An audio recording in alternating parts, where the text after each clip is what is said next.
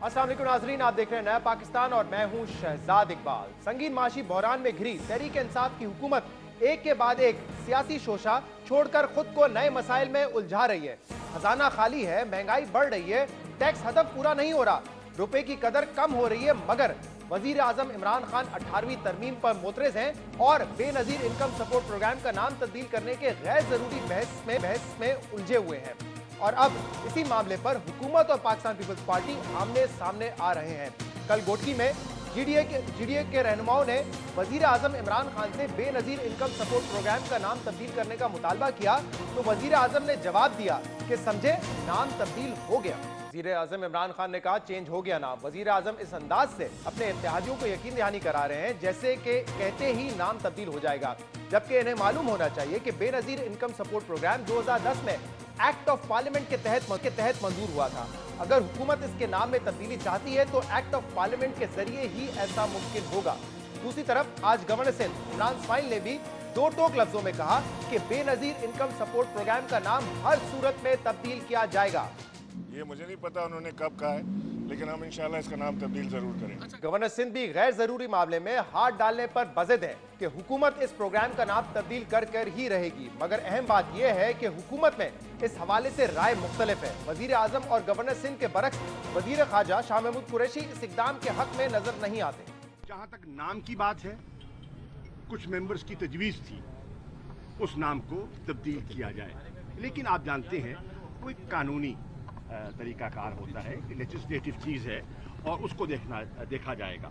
अब राय है, लोगों की राय हो सकती है और सियासत में मुख्तलिफ आरा होती हैं।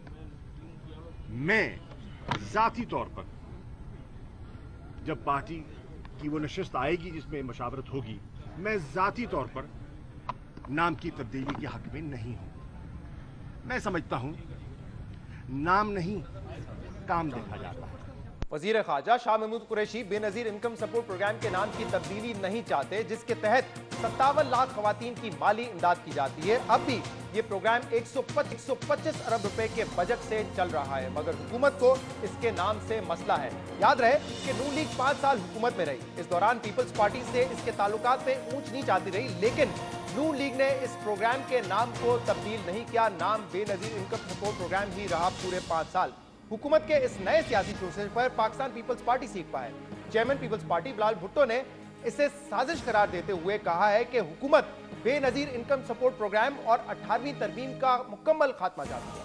जहाँ तक बेनजीर इनकम सपोर्ट की सवाल है, मैं समझता हूँ कि ये तो बिल्कुल उनका एक साजिश है कि उन्होंने बेनजीर इनकम सपोर्ट प्रोग्राम को ख़त्म करना है, लेकिन ये एक लॉन्ग टर्म साजिश है बेनजीर इनकम सपोर्ट प्रोग्राम को ख़त्म करना।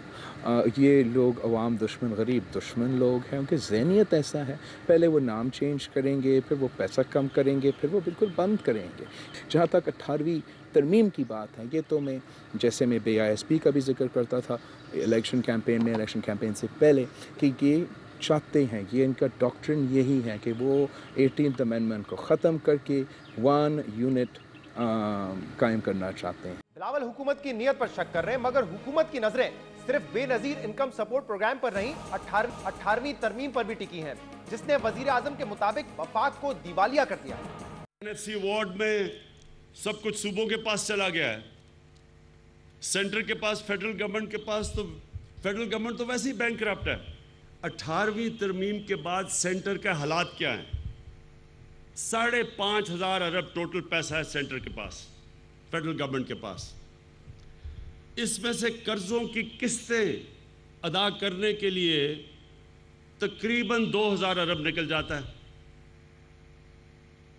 बाकी रह गया 3,500 अरब। 3,500 अरब में 2,500 अरब सीधा सूबों को चला जाता है, बाकी रह गया 1,000 अरब। सिर्फ डिफेंस के लिए हमें 1,700 अरब रुपया देना पड़ता है, तो पहले ही सेंटर 700 अरब रुपए का खसारे में चला जाता है। 18वीं तरमीम के तहत सूबों को फंड्स की मुंतकली अब वजीर आजम को खटक रही है, जबकि ये इमरान खान ही थे जो एक अरसे तक 18वीं तरमीम को खैबर पख्तूनख्वा की तरक्की का राज करार देते थे। माजी में वो 18वीं तरमीम के हवाले से क्या कुछ कहते रहे हैं, सुनिए। पहले तो मैं 18वीं तरमीम की बात कर देता हूँ। हमें तजर्बा हुआ है 4.5 साल का पख्तूनख्वा के अंदर। बेहतरीन ये डेवोल्यूशन है ही तरीका, एक फेडरेशन को चलाने का तरीका ही डेवोल्यूशन है। और ये जो भी थोड़े सूबों के ऊपर प्रेशर पड़ा है, ये पख्तूनख्वा ने जब अपनी परफॉर्मेंस दी है, पुलिस रिफॉर्म्स किए हैं, एजुकेशन रिफॉर्म्स किए हैं, अस्पताल ठीक किए हैं, लोकल गवर्नमेंट बेहतरीन लोकल गवर्नमेंट सिस्टम लेके आए हैं, ये एनवायरनमेंट के ऊपर बिलियन ट्री सुनामी की है, इसका प्रेशर पड़ा है बाकी सूबों पे। ये कंपटीशन हुई है और ये इसलिए हो सकती है कि 18th अमेंडमेंट से पावर नीचे गई है। जिस वक्त पाकिस्तान तहरीक इंसाफ की हुकूमत सिर्फ खैबर पख्तूनख्वा में थी, वफाक में नहीं थी, उस वक्त वजीर आजम इमरान खान 18वीं तरमीम से खुश थे, मगर अब वो इस तरमीम को कौमी खजाने पर बोझ समझते हैं। इनकी राय में ये तब्दीली क्यों आई है? हुकूमत बेनजीर इनकम सपोर्ट प्रोग्राम का नाम क्यों बदलना चाहती है? इन तमाम मामलों पर बात करने के लिए हमारे साथ मौजूद हैं पाकिस्तान तहरीक इंसाफ के रहनुमा, सिंध के गवर्नर इमरान इस्माइल। इमरान इस्माइल साहब, बहुत बहुत शुक्रिया वक्त देने के लिए। हुकूमत के सामने बहुत सारे चैलेंजेस हैं। माशी बहरान है, इसको दुरुस्त करना है, मनी लॉन्ड्रिंग को रोकने के लिए फैटेफ को मुतमईन करना है, आप कहते हैं कि करप्शन का खात्मा करना है, एहतसाब करेंगे, तो ये बहुत बड़े बड़े चैलेंजेस आपके सामने हैं। लेकिन इस वक्त आप एक गैर जरूरी बहस में लग गए हैं कि बेनजीर इनकम सपोर्ट प्रोग्राम का नाम क्या होगा, इसके नाम को तब्दील किया जाएगा। क्या वजह है इसकी इमरान इस्माइल साहब? बात यह है कि हुकूमत को जो वसाइल वर्सेज में मिले हैं मसाइल, वो ज़ाहिर है सब किसी से पोशीदा तो नहीं आया है। सबको पता है कि माशी हालात या माशी वसाइल क्या हैं इस वक्त पाकिस्तान के। उसको बतदरीज ठीक करने की कोशिश जारी है और दिन रात इसी में वज़ीर आज़म और उनकी पूरी टीम इसके ऊपर काम कर रही है। दूसरी चीज़ ये आप जो कह रहे हैं कि जो ऐसे मसाइल जिनके ऊपर गैर ज़रूरी जिनको आप कह रहे हैं, मैं समझता हूँ कि ये एक इंतहाई ज़रूरी चीज़ है। इसमें है ये कि पूरे सिंध को तासुर ये दिया हुआ है कि ये बेनज़ीर इनकम सपोर्ट कार्ड जो है ये शायद बेनज़ीर की विरासत से या कहीं से इस तरह से आ रहा है। लोगों को ये इल्म नहीं है कि ये पाकिस्तान का पैसा है और हुकूमत पाकिस्तान अपने कौमी ख़जाने से अपने लोगों की फलाह बहबूद पर ख़र्च करती है। हमें प्रोग्राम पे कोई इतराज़ नहीं है। बहुत सारे एलाइज़ हमारे या बहुत सारे लोग ऐसे सिंध में ये समझते हैं कि इससे पॉलिटिकल फ़ायदा पीपल्स पार्टी उठाती है या कोई एक मखसूस जमात उठाती है, जिसको नहीं उठाना चाहिए, क्योंकि ये फलाई जो काम है ये किसी सियासी मकासद के उसूल के लिए नहीं होने चाहिए। हमने आपको लगता है सारी चीज़ों को सिंध में तासुर ये कि ये पैसा जो है पीपल्स पार्टी दे रही है और ये हुकूमत पाकिस्तान की तरफ से नहीं मिल रहा उनको, ये तासुर है आप समझते हैं? ये मैं नहीं समझता। ये वहाँ पे सिंध में वाकई ये तासुर है। जो निचले तबके के लोग हैं जो ये इस प्रोग्राम से फ़ायदा उठाते हैं वो यही समझते हैं और यही उनको समझाया जाता है। मैं इससे थोड़ा सा हट के आपको ये बता दूं कि हुकूमत पाकिस्तान ने जो प्लान बनाया है बिस्प उसका एक बहुत बड़ा हिस्सा है। हम समझते हैं कि ये पाकिस्तान की आवाम की फलाह बहबूद के लिए एक बड़ा ज़बरदस्त काम है। ये इसमें कोई नहीं कि ये इसको कोई बंद करने का या खुदा न खास्ता ख़त्म करने का कोई इरादा हुकूमत का नहीं है जी। हम तो इसको बढ़ाना चाहते हैं। इसमें सिर्फ अभी तक क्या हो रहा है कि लोगों को सिर्फ 5,000, 6,000, 3,000 जिस तरह के घरानों की वो इंफॉर्मेशन आती है उसके हिसाब से उनको पैसे मिलते हैं। हमने इसमें किया ये है कि बिस्प, बैतुल माल, वज़ीर आज़म का जो हाउसिंग स्कीम है वो, और पॉवर्टी एलिवेशन के जितने प्रोग्राम्स हैं वो सब एक प्रोग्राम में डाले हैं जिसका नाम हमने अभी एहसास रखा है जी। एहसास।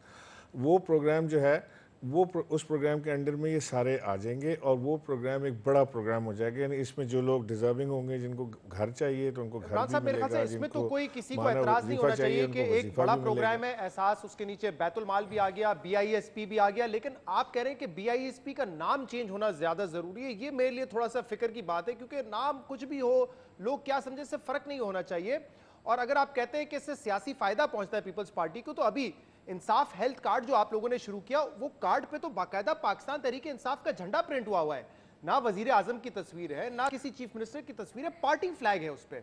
तो आप लोग तो डायरेक्टली ये कर रहे हैं कि ऐसा काम कर रहे हैं कि जिससे पार्टी को फायदा हो, पार्टी के वोट बैंक को फायदा हो। बेस के ऊपर तो बाकायदा तस्वीर बनी हुई है बेनज़ीर साहिबा की। मुझे बेनज़ीर साहिबा से उनकी ज़ात से कोई इतराज़ नहीं। मुझे अगर ये आप कह रहे हैं कि अगर आपको उसमें पाकिस्तान तहरीक इंसाफ का झंडा रिफ्लेक्ट होता हुआ नजर आ रहा है तो उसको भी चेंज होना चाहिए। कहने का मकसद ये है कि कोई भी चीज़ अगर आप समझते हैं कि इस तरह की जो पैसा टैक्स पेयर का हो, हुकूमत अपने खजाने से दे रही हो, तो उस पर सियासत नहीं होनी चाहिए, तो फिर आपको भी चेंज करना चाहिए ये। जी बिल्कुल होना चाहिए। मैं तो आपसे अर्ज कर रहा हूँ ना कि हर वो चीज़ जो हुकूमती ख़जाने से जा रही हो उसके ऊपर ना वज़ीर आज़म की तस्वीर होनी चाहिए, ना उस पर आपके पार्टी लीडर की तस्वीर होनी चाहिए, ना आपकी पार्टी का झंडा होना चाहिए। लेकिन मसला यहाँ पे कानूनी है। एक्ट ऑफ पार्लियामेंट के तहत ये BISP नाम रखा गया है। तहरीक इंसाफ चाहे भी तो इसका नाम नहीं तब्दील कर सकती बगैर कानून को तब्दील किए हुए, जिसके लिए आपको सिंपल मेजॉरिटी दोनों ऐवानों में चाहिए होगी, नेशनल असेंबली में भी और सेनेट में भी। कैसे करेंगे?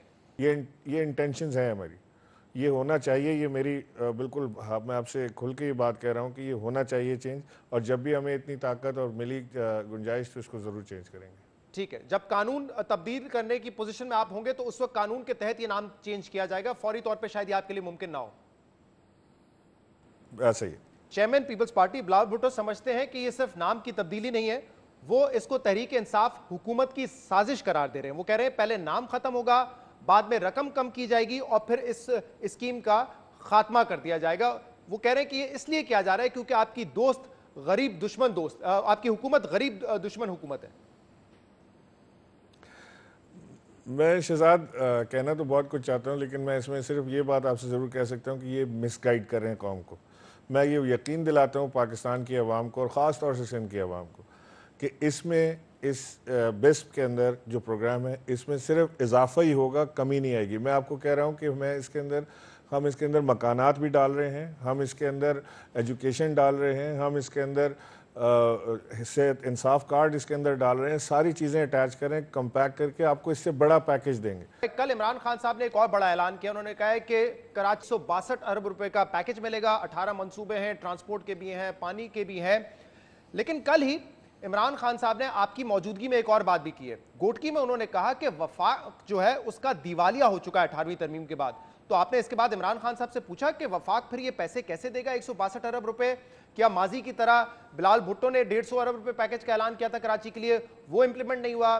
फिर नवाज शरीफ साहब ने 128 अरब रुपए का ऐलान किया कराची के लिए, वो इंप्लीमेंट नहीं हुआ। तो क्या ये प्लान भी उसी तरह होगा? क्योंकि इमरान खान साहब तो खुद कह रहे हैं कि वफाक के पास तो पैसा ही नहीं करने के लिए काम। देखें शहजाद, मैं आपको इसकी कंप्लीट डिटेल्स तो कल इंशाल्लाह मैं एक प्रेस कॉन्फ्रेंस में दूंगा। मैं मोटी मोटी चीज़ आपको बता देता हूँ। हमने इसमें एक चीज़ आपको बता दें कि इसमें ज़्यादातर हमने इन्हिसार किया है PPP यानी पब्लिक प्राइवेट पार्टनरशिप या BOT के ऊपर, बिल्ड ऑपरेट ट्रांसफ़र। ये हमने दो तरह के प्लान्स हमने किए हैं जो हम पब्लिक प्राइवेट पार्टनरशिप में हम जा रहे हैं, लोगों को बुला रहे हैं, उनसे एक्सप्रेशन ऑफ इंटरेस्ट और सारी चीज़ें ले रहे हैं, जिसमें हुकूमती पैसा नहीं लगेगा लेकिन हुकूमत के वसाइल इस्तेमाल, वसाइल से मुराद ये कि ज़मीन हो जाती है या और कोई पानी, बिजली, गैस के कोई इस तरह की कोई चीज़ मिल जाती है तो उसमें पार्टनरशिप उनके साथ हो जाती है और उनको फैसिलिटेट आप कर देते हैं और वो काम आपका हो जाता है। और हुकूमत जो प्रॉफिट का हुकूमत का मार्जिन होता है वो आवाम को पास ऑन कर देती है सब्सिडी की सूरत में, जिससे उनका फ़ायदा हो जाता है और प्रोजेक्ट्स बन जाते हैं। ये दुनिया का मॉडल है।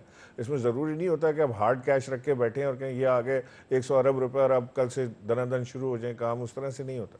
इसमें बहुत कम बर्डन नेशनल एक्सचेकर के ऊपर आ रहा है और वो भी टर्म पे आ रहा है। यानी अभी हम जो 7 मंसूबे सितंबर में हम टारगेट कर रहे हैं कि वज़ीर आज़म से हम जाके यहाँ पे उसका इफ्तिताह करा दें। वो उसके अलावा और मंसूबे ऐसे हैं जिनमें अभी हम फौरी तौर से, यानी ग्रीन लाइन का जो मंसूबा है उसमें हम ऑपरेटिंग पार्टनर्स ढूंढ रहे हैं जो हमारे साथ आके मिलके। तो कितना अर्सा लगेगा आपके ख्याल में ये 162 अरब रुपए के जो प्लान है ये कब तक इंप्लीमेंट हो जाएंगे? 1 साल, 2 साल, 5 साल, कितना वक्त लगेगा इनमें? ये मैं आपको टाइमलाइन अभी तो नहीं दे सकता, लेकिन ये कम से कम मेरा ख्याल है कि 3 साल के अंदर अंदर ये हम कराची के अंदर स्पेंड करने के काबिल हो जाएंगे। स्पेंड से मतलब है कि आपको ये मंसूबे नजर आ जाएंगे। जब सितंबर में आप बुलाएंगे प्राइम मिनिस्टर इमरान खान साहब को इफ्तिताह करने के लिए, तो मेक श्योर कीजिएगा कोई ऐसा मंसूबा ना हो जिसका पहले भी इफ्तिताह हो चुका हो, क्योंकि ये आजकल बड़ा देखा जाता है एक मंसूबा जिसका इफ्तिताह हो गया उसको दोबारा इफ्तिताह कर देते हैं। इसका ख्याल रखिएगा, ये आपकी जिम्मेदारी होगी, गुमराह ना कीजिएगा वजीर आजम। मैं ये भी आपको क्लियर करा दूं एक चीज़ कि ये बाग इब्ने कासिम के ऊपर बड़ी बात हो रही है कि वज़ीर आज़म साहब ने उसका इफ्तिताह किया है, जिसकी पहले एक और तख्ती थी, फिर उससे पहले एक और तख्ती थी। हमने इसको उसकी बहाली का जो इन्होंने दोबारा आबाद किया है उसकी बहाली का उससे पौधा लगाया है और वो पौधा लगाने मुझे पता है बाग इब्ने कासिम का मसला अलग है, वो एक बहाली था। मैं गवादर में भी कल कुछ उन्होंने ऐसी बातें की जो पहले नवाज शरीफ साहब जो है कह चुके थे। बहरहाल आगे बढ़ते हैं, मुझे ये बताइएगा कि इस पर भी तनकीद हो रही है सूबाई हुकूमत की जानिब से। वो कहते हैं कि आप जो है सूबाई खुद मुख्तारी में अमल दखल कर रहे हैं, इंटरवीन कर रहे हैं, क्योंकि मास्टर प्लान बनाना कराची का या कौन से इलाके में हाई राइज होंगी ये फैसला वफाकी हुकूमत नहीं करेगी, सूबाई हुकूमत करेगी। ये बात तो दुरुस्त है ना उनकी? वज़ीर आज़म जो है ना, वो इस्लामाबाद के वज़ीर आज़म नहीं है, वो पूरे पाकिस्तान के वज़ीर आज़म है। और ये पूरी हुकूमत को अच्छी तरह समझ लेना चाहिए कि वज़ीर आज़म can do anything that he like in the country, और उनके पास इख्तियार है। अब वो इख्तियार इस्तेमाल कर सकते हैं अपना, और वो सिर्फ आवाम की फलाह बहबूद के लिए इस्तेमाल कर रहे हैं ना। इसमें आप मुझे बताएं शहजाद, एक चीज़ मुझे बताएं कि अगर मिसाल के इनको कोई चीज़ पसंद नहीं आ रही हमारी, अगर कोई ग्रीन लाइन का मनसूबा वज़ीर आज़म ने दिया, तो उसमें कैसे हम कोई बाइफिकेट करेंगे कि इसमें पीटीआई का कार्ड दिखा के इसके अंदर जो है वो बैठेगा, और पीपल्स पार्टी का कार्ड जिसके पास होगा वो नहीं बैठेगा, या मुस्लिम लीग नून का कार्ड जिसके पास होगा मेंबरशिप का वो नहीं बैठेगा। इस तरह की बातें जेब नहीं देती, आवाम को गुमराह करने के बराबर है। अगर कोई मंसूबा लगेगा सारी आवाम को पानी बेशक लगाएं, आवाम के लिए लगाएं। ट्रांसपोर्ट देखिए, का होगा, कानून है, सारी आइन आवाम को है, होगा। आप पीपल्स पार्टी हुकूमत या प्रोविंशियल हुकूमत के साथ मिलकर ये कर सकते हैं। मिसाल के तौर पे मास्टर प्लान वफाक को नहीं तब्दील कर सकती, इसमें आपको सपोर्ट की जरूरत होगी ना सूबाई हुकूमत की। वरना फिर बिलाल भुट्टो साहब तो यही कह रहे थे आज भी कि तहरीक इंसाफ चाहती ये है कि 1 यूनिट बन जाए, सिर्फ वफाक हो और बाकी सूबाओं के पास कोई इख्तियारात ना हो। देखिए, बात यह है कि हम तो मिल के चलना चाहते हैं। मैंने बार बार दावत दी है मिल के चलने की, और अगर मैं इसको रिवर्स कर लें कि फ़र्ज़ कर लें कि अगर यहाँ पे हमें कोई हुकूमत दावत ये कह रही होती कि हम आपका मदद करना चाहते हैं, मास्टर प्लान हम बनाना चाहते हैं, तो मैं तो कहता आए बनाएं, मैं आपके साथ हूँ, लगाएं पैसा, बनाएं मास्टर प्लान, हम सारी आपको अपने सेक्रेटरीज और सारे डिपार्टमेंट्स आपको देते हैं, ये आपकी हेल्प करेंगे, करें। क्यों नहीं करते? मुझे बताएं क्या बात है? क्या ज़रूरी है कि पैसा आपको दिया जाए तभी आप सारे काम करेंगे? आप मिल के नहीं कर सकते किसी के साथ? ये आपके एनएफसी अवार्ड के ऊपर आ रहा है पैसा, by the way. NFC award से काट के नहीं दे रहे जिसके हक का आप मुजाहरा करें कि जी हमारा हक हमें दे दिया जाए। आपका हक आपको मिल रहा है, कानूनी तौर पे हाई राइज बनाना, सिंध बिल्डिंग कंट्रोल अथॉरिटी इसमें इन्वॉल्व हो जाएगी, मास्टर प्लान में इन्वॉल्व हो जाएंगी बहुत सारी अथॉरिटी, सूबाई हुकूमत के मातहत है ना। नहीं करना चाहते शहजाद, जो नहीं करना चाहते वो ना करें, वो कहते नहीं बनाना चाहते ना बनाए। जो मंसूबे फेडरल हुकूमत अपने तय कर सकती है वो जरूर करेगी। जहाँ जहाँ मदद दे सकते हैं जरूर देंगे, जहाँ पे अस्पताल दे सकते हैं, एम्बुलेंस दे सकते हैं, यूनिवर्सिटी हैदराबाद यूनिवर्सिटी है हम दे रहे हैं, हैदराबाद यूनिवर्सिटी हम दे रहे हैं, सिविल एविएशन की जमीन पे लगा बनाएंगे। 18वीं तरमीम पे बात हो जाए, क्योंकि इमरान खान साहब ने कल कहा है कि मुल्क 18वीं तरमीम के बाद दिवालिया हो गया है, क्योंकि 18वीं तरमीम के बाद इख्तियारात मिले हैं सूबों को, और उसकी वजह से जो एनएफसी था वो ऑब्वियसली ज्यादा वसाइल भी दे रहा है सूबों को, और वो कह रहे हैं कि वफाक के पास कुछ पैसा बचता ही नहीं है। अब यही 18वीं तरमीम, इसी इख्तियारात, इन्हीं वसाइल की वजह से इमरान खान साहब को पहले बड़ा अच्छा लगता था। अभी हमने सुनवाया है खैबर पख्तूनख्वा, वो कहते हैं हमने मिसाली सूबा बना दिया, पुलिस रिफॉर्म्स, एजुकेशन, हेल्थ। ये मुमकिन ही इसलिए हुआ क्योंकि 18वीं तरमीम थी जिसके तहत सूबे को इख्तियारात मिले और सूबे को वसाइल मिले। अब जब आप वफाक में आ गए तो आप कहते हैं कि नहीं, 18वीं तरमीम से तो वफाक कंगाल हो जाता है, सारा पैसा सूबों को चला जाता है।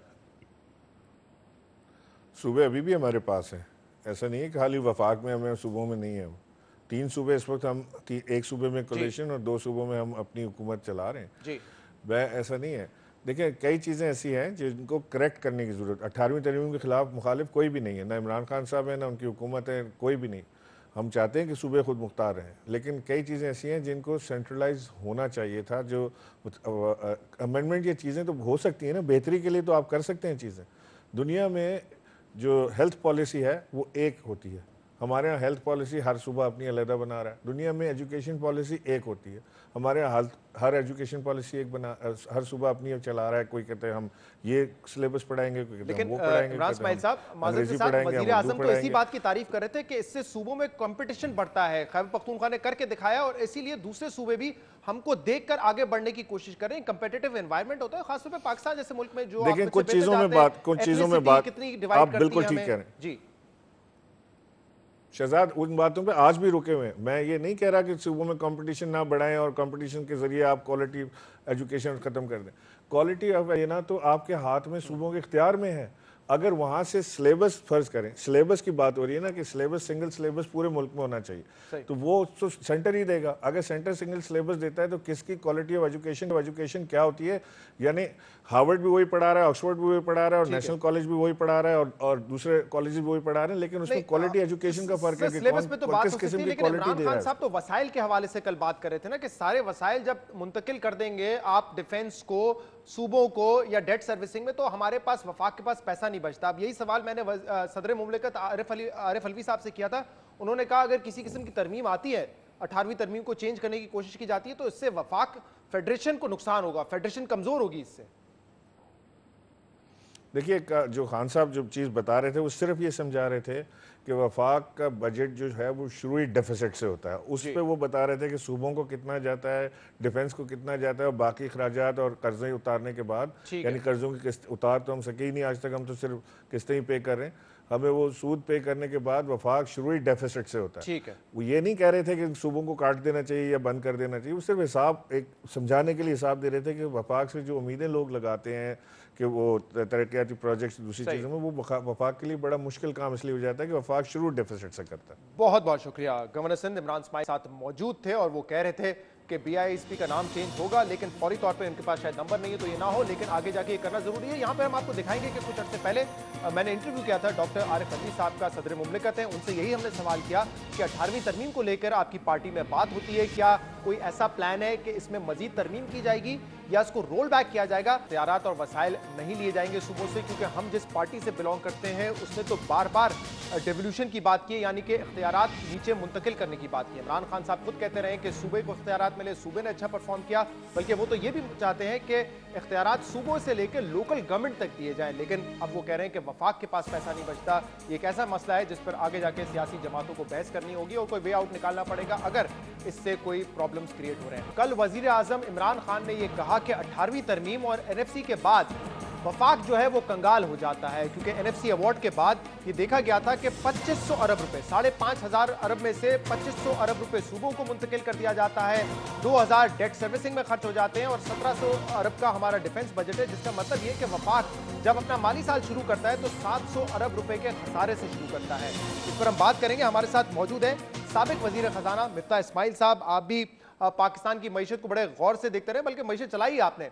जरा बताइए, ये कंसर्न दुरुस्त है वजीर आजम इमरान खान का कि जो लास्ट NFC अवार्ड था जिसके तहत 57.5% जो फंड्स हैं वफाक वो सूबों को मुंतकिल कर देता है, तो इसके बाद पैसे नहीं बचते वफाक के पास और दिवालिया वाली सूरत हाल होती है। आप इत्तेफाक करते हैं इस बात से? क्या दिवाली वाली सूरत हाल तो नहीं होती शहजाद, लेकिन ये बात दुरुस्त है कि वफाक की जो बजट है उसको बहुत ज़्यादा मुश्किल हो जाती है। और हम तो ये 4-5 साल से बात कर रहे थे कि पिछले NFC अवार्ड के बाद जो है हम ख़ास तौर पर, क्योंकि जितने भी हम टैक्स कलेक्ट कर रहे थे, डार साहब ने टैक्स डबल कर दिए थे, 5 सालों में हमने डबल भी कर लिए, तो लेकिन वो इसमें 60% जो है वो सूबों को चले जाता था, 60% से ज़्यादा चले जाता है एक्चुअली सूबों को। 8-2 हज़ार करोड़ रुपये हम लोग चोरी कर जाते हैं।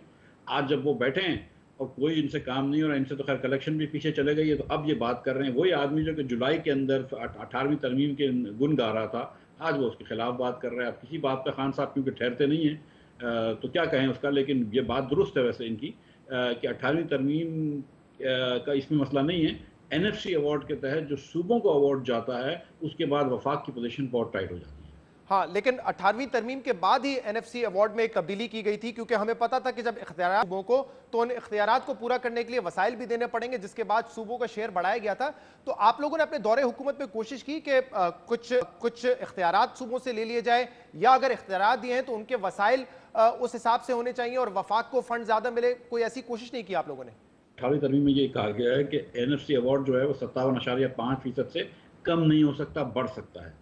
इसलिए हम ये समझते हैं कि, और हमने कोशिश करी थी NFC अवार्ड को अंदर कंस्टिट्यूट करने की, लेकिन ऑब्वियसली ये कंसेंसस चाहिए होता, कंसेंसस ही होना चाहिए कि NFC अवार्ड के तहत आप कोई ऐसी अवार्ड्स ना कम करें आप सूबों के, लेकिन आप कुछ खर्चे जो होते हैं वो पहले आप डिविजिबल पूल से मिन्हा कर लें, उसके बाद उसको डिवाइड करें। मैं ये समझता हूँ कि समथिंग लाइक अगर पूरी नहीं तो कम से कम आधी डेट सर्विसिंग जो है वो डिविजिबल पूल से पहले होनी चाहिए, उसके बाद इसको डिवाइड होना चाहिए। तो कोई इस किस्म का एक जो है वो, या कोई डिफेंस सर्विसेज की कोई एसेंशियल चीज़ें, तो कुछ चीज़ों को आप अगर उसके बजट के ऊपर ले जाएं तो there are creative ways to solve this problem. सही, लेकिन मिफ्ताह इस्माइल साहब, दुनिया भर में ये देखा गया है कि 2-3 बड़े अखराजात होते हैं, डेट सर्विसिंग का हो, डिफेंस हो, ये हमेशा वफाकी हुकूमत ही पूरा करती है। इंडिया की मिसाल ले, ये सब्जेक्ट ही फेडरल हुकूमत के होते हैं। तो फिर इसमें अब क्या किया जाए? एक तजवीज़ जो आप दे रहे हैं उस पर अमल दरामद किया जाए, या दोबारा NFC में ये कंसेंसस क्रिएट करने की ज़रूरत है? क्योंकि जिस दौरान ये हुआ था, जिस दौरान 57% या 60% आप कह रहे हैं शेयर सूबों को मुंतकिल किया गया था, उस वक्त debt servicing I am sure 1000 अरब से कम की थी। उस वक्त आपका डिफेंस बजट इतना नहीं था, इसके बाद कर्जे बढ़े, इसके बाद डिफेंस बजट बढ़ा है, तो सूरत हाल बहुत तब्दील हो चुकी है अब। नहीं शहजाद, उस वक्त अगर आप ये देखें कि उस वक्त अगर डेट सर्विसिंग 1000 अरब से कम थी, तो उस वक्त मतलब 1600 अरब रुपए का टैक्स रेवेन्यू भी होता था ना। आपका टैक्स रेवेन्यू भी 4000 अरब रुपए के ऊपर हो गया। तो दोनों चीज़ों में फ़र्क आया है। इसको देखें, एक प्रैक्टिकल मैं आपको बता रहा हूँ कि आप NFC अवार्ड को आप जो है उसको उधर CCI को कंसेंसस लाकर आप ये कर सकते हैं कि NFC अवार्ड की परसेंटेज ना छोड़ें, क्योंकि इस आजकल के दौर में 18th अमेंडमेंट को चेंज करना भी नहीं चाहिए और होगा भी नहीं मेरे हिसाब से।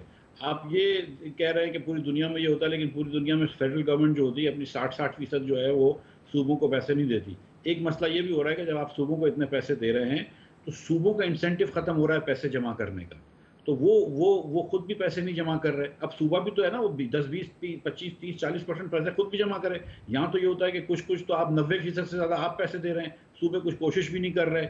उसके बाद फिर जो आपने शुरू में अचानक सूबों को पैसे देना शुरू करे, और खासतौर पर 2013-14 के अंदर ये हुआ है कि जब हमने यहाँ पे टैक्स कलेक्शन ज़्यादा करी, सूबों को पैसा दिया, तो उनके पास इतने फंड हो गए थे कि वो खर्च नहीं कर पा रहे थे।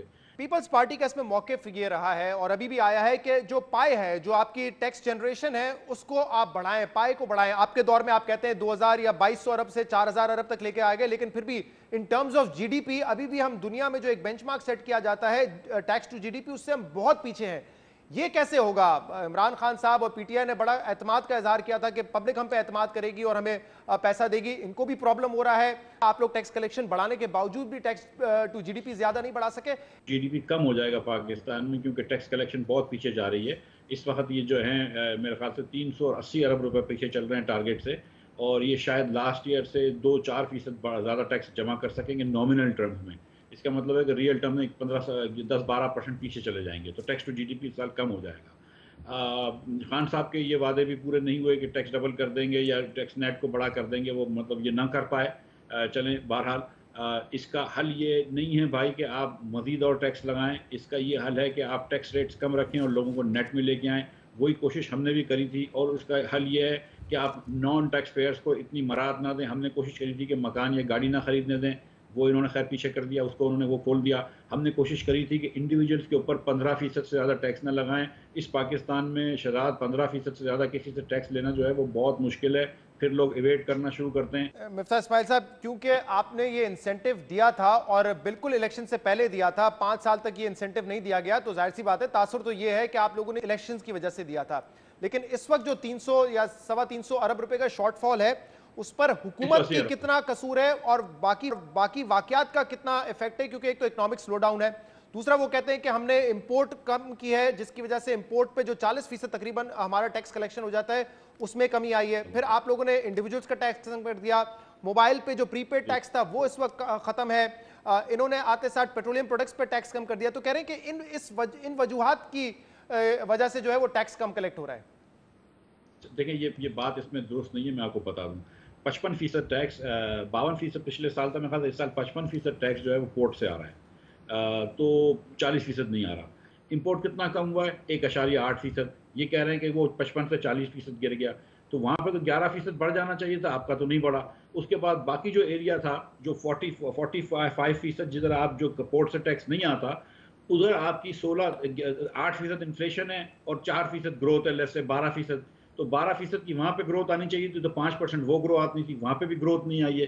तो ना इन्होंने कस्टम से ज़्यादा जमा किया है रेवेन्यू, ना इसने नॉन कस्टम से रेवेन्यू जमा किया है, तो ये तो दोनों तरफ मार खा रहे हैं। करेंसी 20% डिवैल्यूएशन के बाद भी अगर आप कस्टम ड्यूटी नहीं बढ़ा रहे और आप कह रहे हैं 1% कस्टम, जहाँ तो ये कहते हैं कि हमारे टैक्स कम करने से फ़र्क हुआ है, तो भाई 2 लाख रुपए तक की सैलरी का आपने टैक्स कम किया है, बाकी तो आपने वही बढ़ा दिया, उस पर तो 1 पैसे का फ़र्क नहीं आया, क्योंकि इसी टैक्स ईयर में था। तो ये बात भी कम्प्लीटली बेकार है।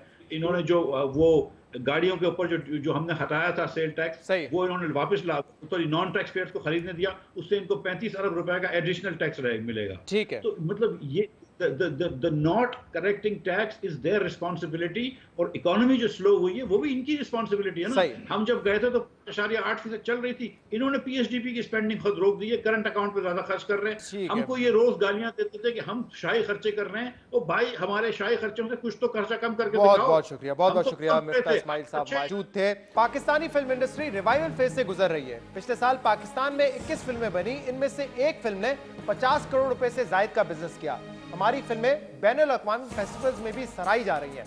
Animated, horror, romantic comedy, action, हर किस्म की फिल्म अब पाकिस्तान में बन रही है। अच्छी फिल्में बनने और व्यूअर्स का एतमाद बहाल होने की वजह से फिल्म साज अब एक्सपेरिमेंट्स भी कर रहे हैं। इसी तरह की एक फिल्म लाल कबूतर है जो हाल ही में रिलीज की गई। मुनफरद कहानी और हकीकत से करीब होने की वजह से इस फिल्म को पॉजिटिव रिव्यूज मिल रहे हैं और फिल्म क्रिटिक्स लाल कबूतर को गेम चेंजर भी कह रहे हैं। और आज इस फिल्म के मरकजी किरदार अहमद अली अकबर और मंशा पाशा हमारे साथ प्रोग्राम में मौजूद हैं। मैं आप दोनों को खुशामदीद कहूंगा और आपकी इजाजत से मैं चाहूंगा प्रोग्राम का आगाज मंशा पाशा से करें। ये इनकी दूसरी फिल्म है। मंशा, जरा बताइएगा कैसा एक्सपीरियंस रहा दूसरी फिल्म करने का और क्या फर्क महसूस किया है टीवी से जो आपने स्विच किया है फिल्म्स के ऊपर, कैसा फीडबैक आया आपको? इसका तजुर्बा काफ़ी अलग ही था पहली फिल्म से। फीडबैक तो बहुत अच्छा आ रहा है। जैसे कि आप सब जानते हैं बड़ी एक अलग किस्म की फिल्म है, क्राइम थ्रिलर है, तो something like this hasn't been done. इस तरीके का कोई काम फिल्म में पाकिस्तान में अभी तक नहीं हुआ है और हमें बहुत अच्छा फीडबैक मिला है, बहुत अच्छे रिव्यूज़ आए। और चॉइस जो थी इस मूवी को सेलेक्ट करने की वो कितनी मुश्किल थी आपके लिए, क्योंकि गैर रिवायती फिल्म है बहुत सारे लिहाज से। ये छोटी फिल्म है 90 मिनट्स की, कोई बहुत ज्यादा ग्लैमर या कमर्शियल फिल्म नहीं है, स्ट्रॉन्ग स्टोरी है, ड्रामा है, सस्पेंस है। ये कितनी चॉइस थी, कितनी डिफिकल्ट चॉइस थी आपके लिए?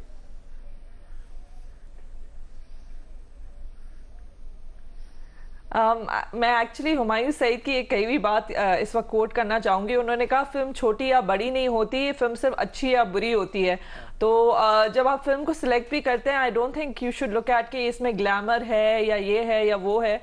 आपको सिर्फ ये देखना होता है कि स्क्रिप्ट किस किस्म की है, आप किन किन लोगों के साथ काम कर रहे हैं, एक्टर्स कौन है, डायरेक्टर कौन है, और उसी हिसाब से आप अपना काम सिलेक्ट करते हैं। और मैं बहुत खुश हूँ कि मैंने ये फिल्म सिलेक्ट की। अच्छा, छोटी फिल्म से मेरा मुराद ये था कि इसका जो दौरानिया है, जो ड्यूरेशन है वो 90 मिनट्स की है। मैं इस चीज को जरा क्लैरिफाई कर दूं। मेरा हरगिज ये मतलब नहीं था कि छोटी फिल्म उस लिहाज से थी, क्योंकि जो रिव्यूज इसको मिले हैं फिल्म को खास तौर पे और जो इसकी परफॉर्मेंस है उसको तो लोग अप्रिशिएट कर रहे हैं। अहमद, आप बताइएगा आपका कैसा तजुर्बा रहा इस फिल्म का और फीडबैक कैसा है? आपने तो फिल्म ऐसी भी की है जो कि ग्लैमर हो, कमर्शियल फिल्म हो, इसका फीडबैक कैसे मुख्तलिफ है?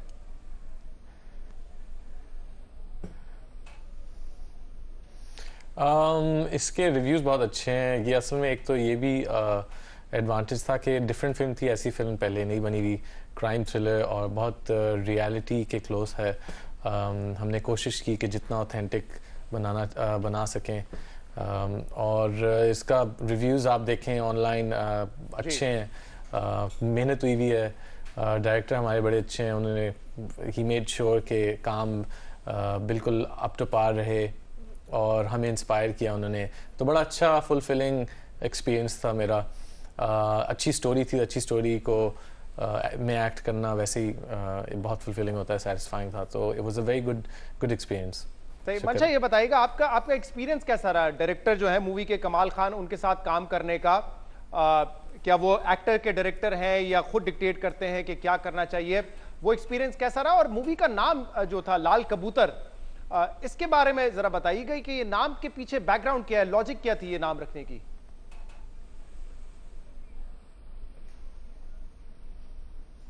जो मेरे डायरेक्टर हैं, मैं उनको एक कोलैबोरेटिव डायरेक्टर कहूँगी। वो एक्टर्स डायरेक्टर नहीं है, या फिर मैं ये कहूँगी कि वो ऐसे नहीं है कि वो सिर्फ अपनी करते हैं, वो कोलैबोरेटिवली काम करते हैं, विच इज़ कि he is also an actors director, he is also cruise director. वो जो हैं अपने म्यूज़िक डायरेक्टर के साथ भी वैसे ही मिलके काम करते हैं। तो बड़ा कोलैबोरेटर सबका एक्सपीरियंस रहा। और सबसे बड़ी जो कोलैबोरेशन है वो, जैसे कि आपने कहा, इसका नाम जो है लाल कबूतर, ये एक्चुअली जो हमारे म्यूज़िक डायरेक्टर हैं ताहा मलिक, उन्होंने जब इस फिल्म को के कुछ रशेस देखे, डेलीज देखे, फिल्म को देखा, तो इन्होंने एक टाइटल सॉन्ग रखा फिल्म के लिए जिसका नाम था लाल कबूतर, और उसी से फिर हमारी फिल्म का नाम भी बना। ये जो नाम है ये काफ़ी हमारे कैरेक्टर्स पे भी जच रहा था, हमारी कहानी पे भी जच रहा था। और आपको जैसे पता है जब आप शूट पे जाते हैं तो एक वर्किंग टाइटल होता है, लेकिन जब फिल्म एक्चुअली बन जाती है तो फिर डिसाइड किया जाता है कि इसका क्या नाम रखें। तो उनकी ये सोच थी जिस पे फिर हमारे डायरेक्टर ने भी एग्री किया, प्रोड्यूसर ने भी एग्री किया और नाम रखा गया लाल कबूतर। सही। अच्छा, मुझे ये बताइए अहमद, इस फिल्म में आपने एक डांस नंबर भी किया है, इसकी वजह क्या है? ये रिक्वायरमेंट थी इस स्क्रिप्ट की कि आपने डांस करना है, मंशा ने नहीं करना, या इसकी वजह ये कि आप मंशा से बेहतर डांसर हैं?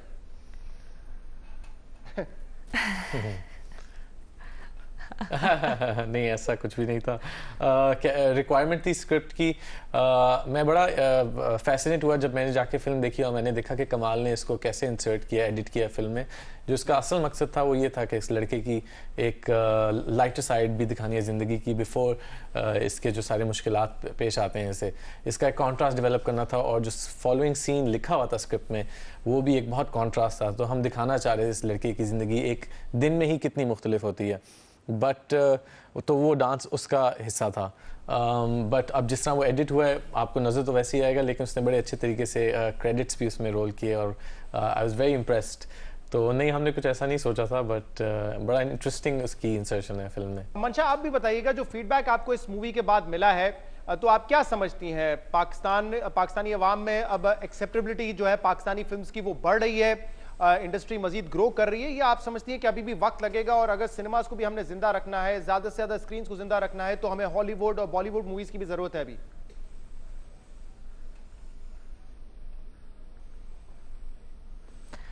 मुझे लगता है जितनी फिल्में पाकिस्तान में रिलीज़ होंगी वो पाकिस्तान के लिए अच्छा है, क्योंकि वो एक सिनेमा गोइंग कल्चर जो है वो बरकरार रहेगा। अगर उसमें हॉलीवुड और बॉलीवुड की फिल्में भी लगी रहेंगी तो जाहिर सी बात है सिनेमा कल्चर उसमें ज़्यादा बरकरार रहेगा।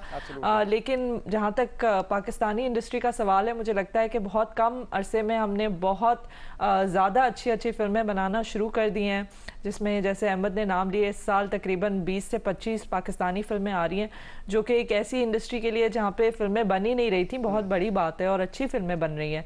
तो बिल्कुल पाकिस्तान की जो इंडस्ट्री है वो तो तरक्की कर ही रही है, लेकिन जैसे कि मैंने कहा कि जितनी और फिल्में आएंगी, अलग अलग ममालिक से आएंगी, वैसे हमारा जो सिनेमा गोइंग कल्चर है वो बरकरार रहेगा। अहमद और मंशा, आप दोनों का बहुत बहुत शुक्रिया, आप प्रोग्राम में हमारे मौजूद थे। हम दुआ करते हैं कि जिस तरह कामयाब हुई है आपका करियर भी इसी तरह कामयाबी से आगे बढ़े। Thank you very much for joining us. आज आपने प्रोग्राम देखा, इसका फीडबैक आप हमें दे सकते हैं हमारे सोशल मीडिया पे। शो से इजाजत दीजिए, अल्लाह हाफिज।